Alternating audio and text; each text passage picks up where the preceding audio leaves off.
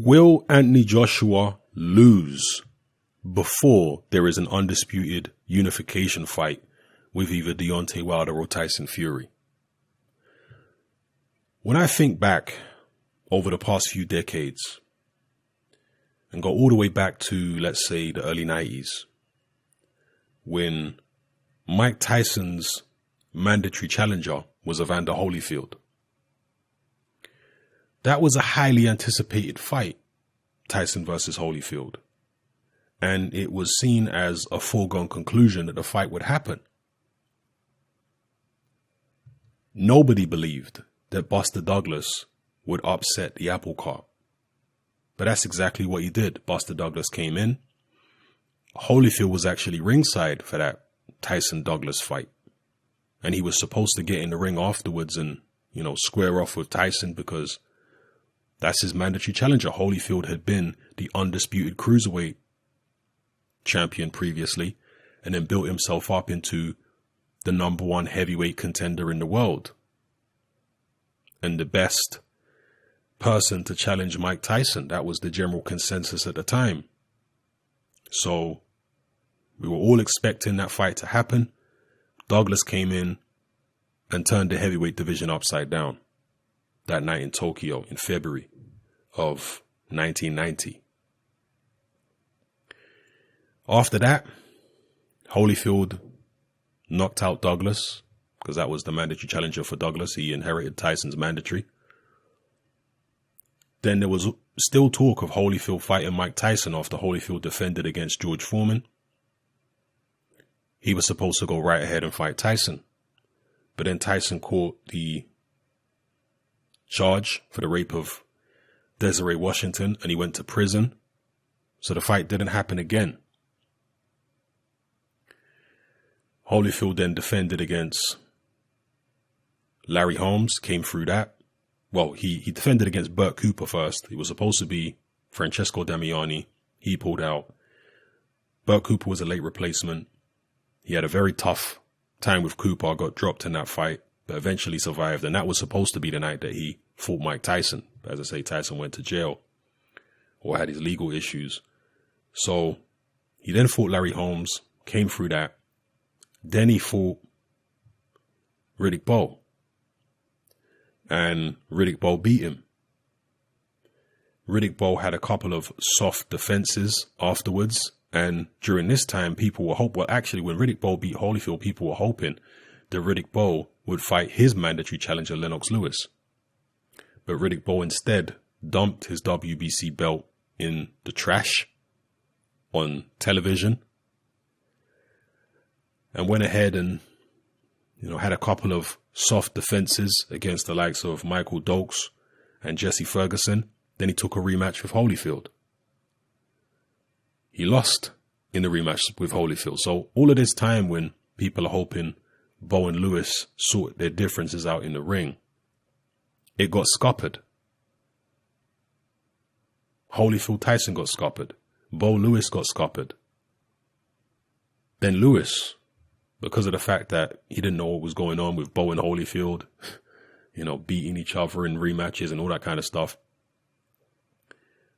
Lewis went and fought whoever he fought.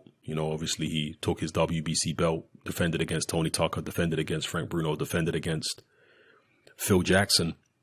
Then, not knowing what was going on with Bowe and Holyfield and all that kind of business, he arranged to fight Tommy Morrison, who at the time was the WBO champion. Now, the WBO was lightly regarded at the time. It wasn't really seen as a legitimate sanctioning body by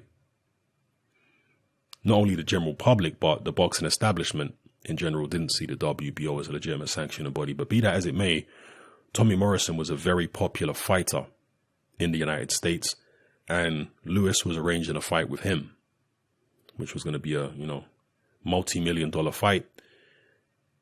But then Tommy Morrison got knocked out in the first round by Michael Bent. Yeah, that's what happened. And in fact, my chronology is a little off here because the Michael Bent-Morrison fight actually happened before the Holyfield-Bowe rematch. Yeah, it happened before the Holyfield-Bowe rematch. But be that as it may, it was all around the same kind of time frame.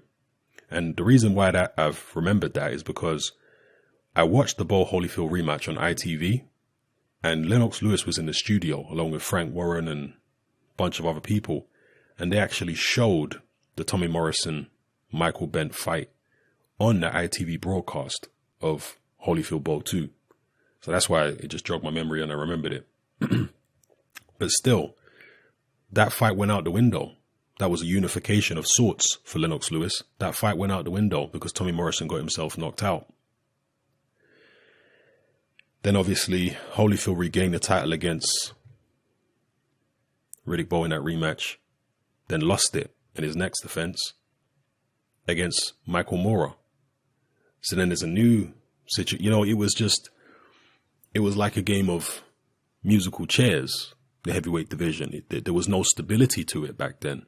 And every time you thought you were going to get a unification, a big fight that you've been waiting for, somebody would end up losing. You'd have to wait longer and longer. Eventually, on November 9th, 96, when Mike Tyson had come out of prison the year before, he'd beaten Peter McNeely, Buster Mathis Jr., Frank Bruno, and Bruce Seldon. Eventually, after the fight had fallen through twice before, Mike Tyson fought Evander Holyfield.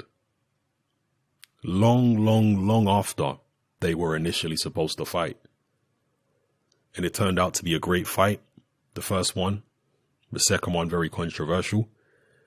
But it just shows you that these fights often take a very, very long time to make, particularly when people lose unexpectedly. And I could go on about the 1990s because there are many other upsets that happened. Lewis losing to Oliver McCall, Michael Moorer losing to George Foreman, etc., etc., etc.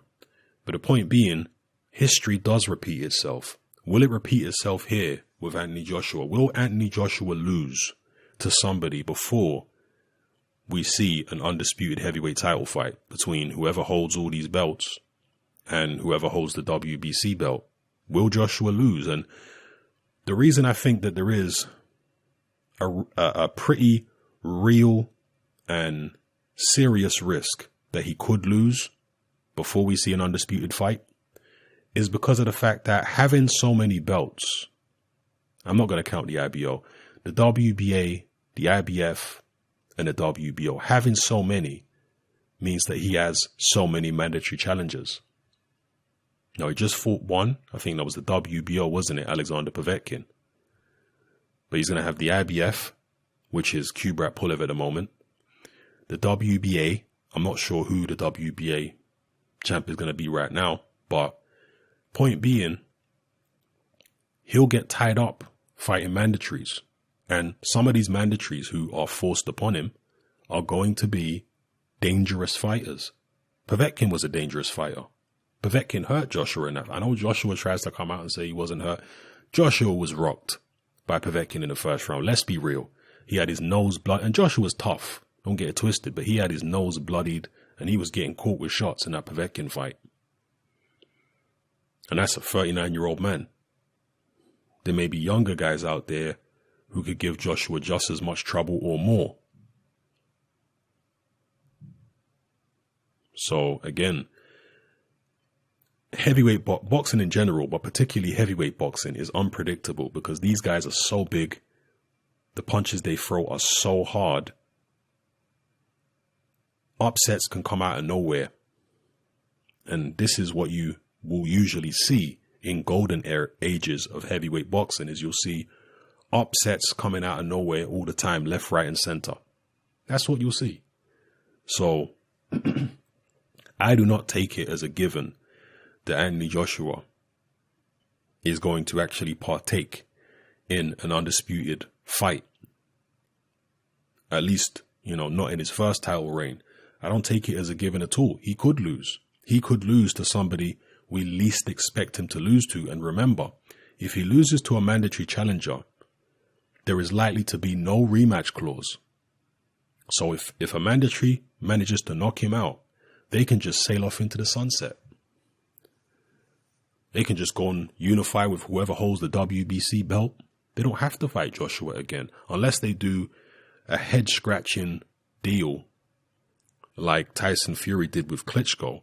when he was Klitschko's mandatory, for some bizarre reason, he agreed to a rematch clause, which is very unusual for mandatory challengers to do that. But the vast majority of the time, mandatory challengers do not have to have rematch clauses when they challenge for world titles. So, yeah, there is a danger there for Joshua and his supporters that your guy might not make it to that Wilder fight. We'll see. And again, people are going to say, there's nobody out there other than Wilder and Fury who could beat Joshua anyway, so Joshua's safe. This is what upsets are all about. You think your guy's safe. It doesn't mean he is. Trust me when I tell you, everybody thought Lennox Lewis was safe going into the Oliver McCall fight. Everybody thought he was safe. But he got knocked out in 2 rounds. Everybody thought Mike Tyson was safe against Buster Douglas. But he got knocked out in 10 rounds. Everybody thought Vladimir Klitschko was safe against Corey Sanders, but he got knocked out in 2 rounds. Everybody thought that Michael Moorer was safe, relatively, against George Foreman, but he got knocked out in, the 10th. Everybody thought Lennox Lewis was safe against Hasim Rahman. He got knocked out in the 5th. Everybody thought that Mike Tyson was safe against Evander Holyfield in their first fight, but he got knocked out in the 11th. Yeah. See, people who weren't around at the time don't realize that Holyfield was completely written off in that Tyson fight because of the fact that Holyfield was seen as over the hill, as shot, as past his best. That's how he was seen. Don King made the fight because he thought it was a walkover job for Mike Tyson. It was a name, but it was a walkover job. Manny Stewart talked about the fact that when the Tyson Holyfield fight was made, Manny Stewart talked to Don King and said, Don, you shouldn't have made that fight. And Don told him, what are you talking about? This is an easy fight for Mike. Holyfield's washed up. He's finished. That's why King made it. And that was the perception at the time. Holyfield was a 25 to 1 underdog against Mike Tyson. A huge underdog. You want to talk about upsets? That's one of the greatest upsets in boxing history, was Holyfield knocking out Mike Tyson. Only Douglas beating Mike Tyson supersedes that in recent history, over the past few decades in terms of an upset. That was a massive upset. So these things happen. Don't think that you know everything about the future of the heavyweight division and you can say with certainty that Joshua's not going to lose and all this kind of stuff. No, Joshua could very well lose. Fury or Wilder could lose to somebody we don't expect them to lose to. Oh yeah, these things happen. And this is what you can expect so far. Look, I've had my fair share of inaccurate predictions, just like we all have. But one prediction I've made several years ago, which has been very accurate up until this point, is my prediction for the future of the heavyweight division. I spotted very early on, several years ago, people like Joshua when he was an amateur, before he was in the Olympics, several other heavyweights coming through, and certainly when Joshua turned pro and there was Dylan White on the scene and all these other heavyweights up and coming, I spotted then that there were all the ingredients for a new golden age of heavyweight boxing. I predicted it. It must have been 4 years ago now when I started talking about it. And here we are. We're in it. So, yes, I've made inaccurate predictions, as we all have. But I do take pride in that prediction right there, predicting what we have today. Because a lot of people couldn't see it. A lot of people couldn't see it. When Joshua was in his embryonic stages of his pro career, a lot of people wrote him off. Oh, yes, they did. They might try to deny it now, but I remember, I see the comments on my old videos from several years ago. A lot of people wrote Anthony Joshua off. Oh, he's too stiff. He's David Price 2.0. He's Frank Bruno, who'll never make it at the top level, blah, blah, blah. Many people, prior to Tyson Fury beating Klitschko, they felt like Klitschko could go on for another few years and reign and dominate, and that all these young guys don't have a hope in hell of beating Klitschko. This was the perception. So perceptions change all the time in boxing. Perceptions change all the time. It's always in a state of flux, the landscape. So don't suppose that you know. You see, and this is what I predicted. I predicted that the heavyweight landscape will become highly competitive and highly unpredictable in terms of who's going to beat who and who's going to lose and who's going to upset who. We're in for a roller coaster ride, people. It has only just begun. We're going to see some crazy stuff, some crazy upsets and some, bizarre things. That's what we're going to see. So enjoy it while it's here. And do not think that Anthony Joshua can't get taken out by somebody else before he manages to get the undisputed fight. Don't believe that, people. He could get taken out. And Deontay Wilder has come out and said, hopefully somebody beats Anthony Joshua. He's got a real hate for Anthony Joshua, Deontay Wilder, for whatever reason. He's got a deep hatred for the guy. Tyson Fury doesn't really seem to hate Joshua. Tyson Fury, over the past few years, has shown envy of Anthony Joshua's fame and success. But I haven't noticed real hate from Tyson Fury towards Joshua. It's just more of like a competitive envy, Not so much of it now, although he did call out Joshua after the Wilder fight. Not so much of it now because Tyson Fury is now getting a bit of limelight back on himself. So he doesn't feel the need to be envious of Joshua so much now. But when it comes to Deontay Wilder, it's not just a professional envy or professional rivalry of Joshua. He seems to literally hate the guy. Like, whenever he talks about him, there's real venom and spite. And so he's hoping, he's praying that somebody beats Joshua. Bizarre stuff to me. If you really want to fight the best, as Deontay Wilder claims he does, then why are you hoping for somebody to beat Joshua?